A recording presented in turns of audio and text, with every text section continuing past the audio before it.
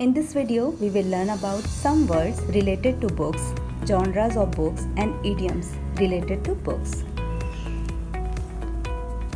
This is a hardcover book. As you can see, the cover is hard. This is a softcover book or a paperback. The outside of the book is called cover, front cover, back cover. Books have pages and pages have words in it. This is called folding down the corner of the page or dog earing. This is a bookmark.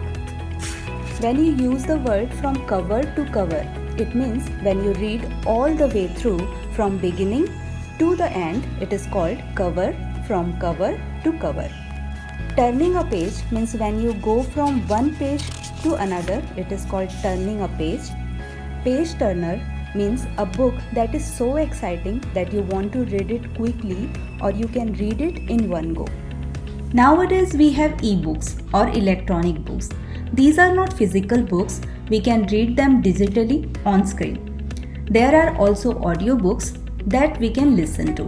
The genres of books include fiction, non-fiction, dictionaries, religious and spiritual books, academic and textbooks, and more.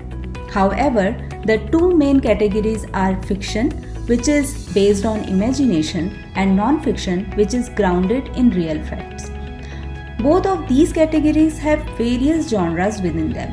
In fiction, as we mentioned before, that fiction means a literature based on imagination. We can include in this criteria novel, short story, mystery, romance, science fiction, adventure, thriller, horror, and many more.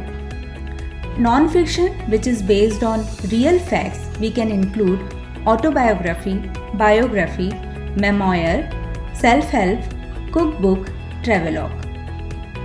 Let's explore some idioms related to books. Hit the book. Hit the book means to study hard. When someone says they are going to hit the books, it means they are going to sit down and study or read their school or study materials seriously.